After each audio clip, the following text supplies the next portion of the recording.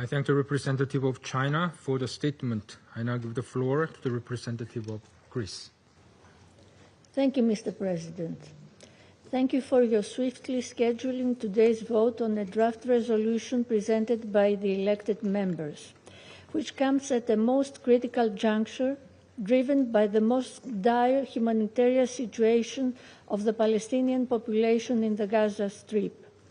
The situation in the Strip is worsening by the hour, adding to an already desperate situation thousands that are forced to leave again their homes amid ongoing hostilities.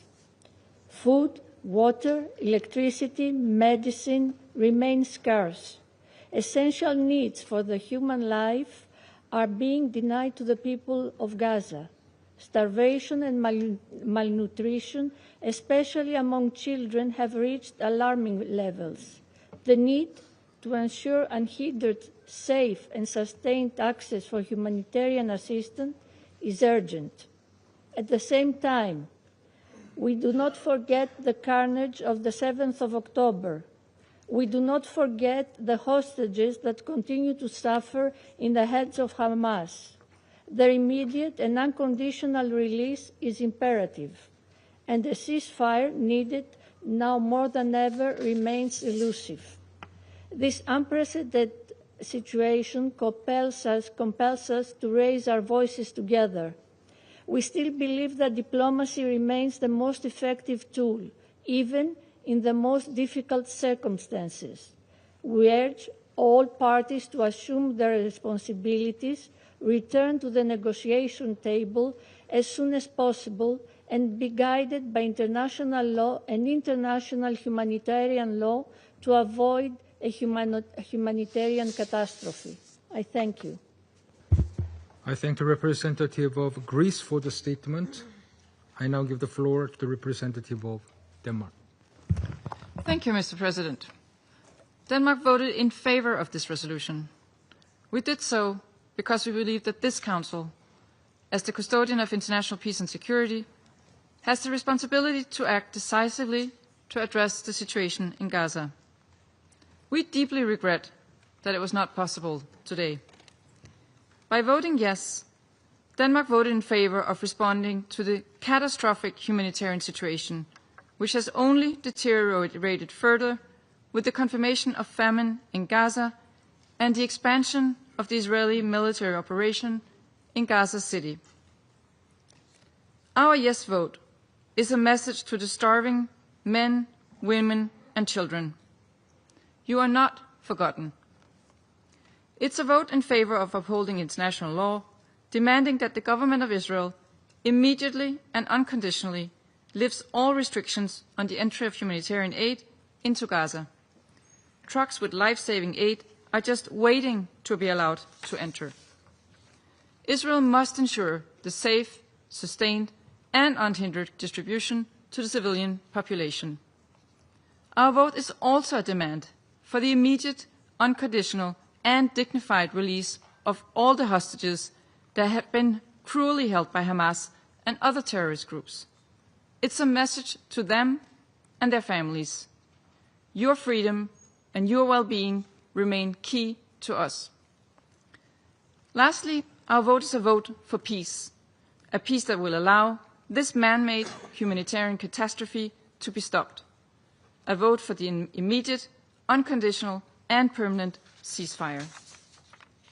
Mr. President, Denmark has consistently condemned the terrorist attacks by Hamas and other terrorist groups on October 7th. What happened was inexcusable, and we reiterate our firm condemnation of Hamas' despicable acts. We have also consistently underlined that the fight against terrorism cannot come at the expense of the rules that safeguard humanity. In closing, Mr. President, even though this resolution was not adopted today at this 10,000th meeting of the Council, 14 members of this Council have sent a clear message. We want to see an immediate and lasting ceasefire, the immediate and unconditional release of all hostages, and the urgent lifting of all restrictions on humanitarian aid. We will continue to work for this for however many council meetings it may take. I thank you.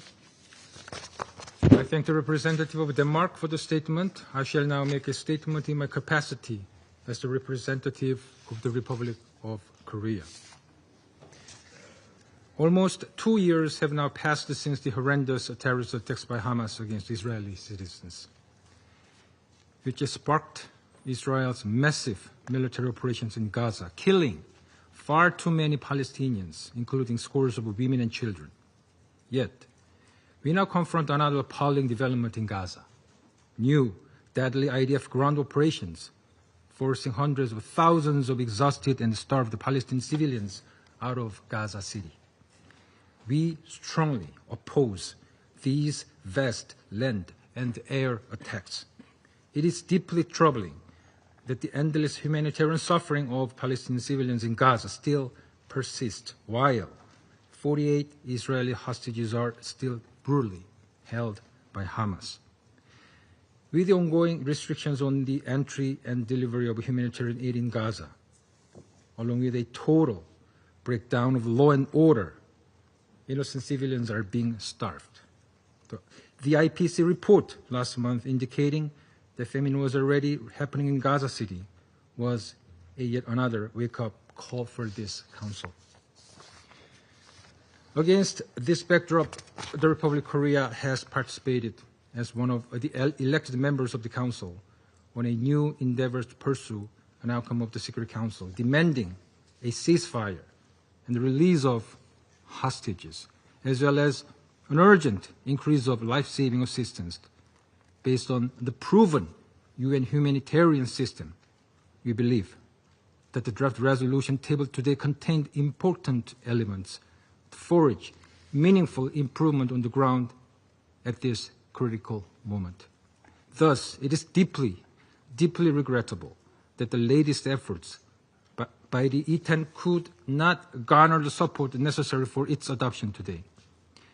Despite this failure, we believe that today's result shows once again the collective voice of the vast majority of the international community. Thus, an immediate ceasefire must be put in place. All hostages must be released, and most urgently, a genuine surge of dignified humanitarian aid at scale, based on long-standing humanitarian principles, must be ensured. All efforts to expand humanitarian aid should be supported. But we clearly witnessed during the ceasefire earlier this year what was the most efficient way to have palpable outcome on the ground. Indeed, the vital work by the UN and its partners must be guaranteed.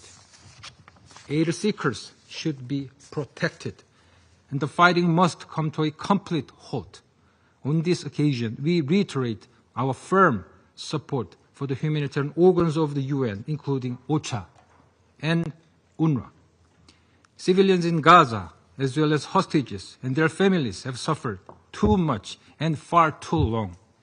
The Republic of Korea urges the finalization of a deal to secure an immediate ceasefire and release of all hostages, leading to a permanent end to this war. We do not believe that today's unsuccessful effort is meaningless.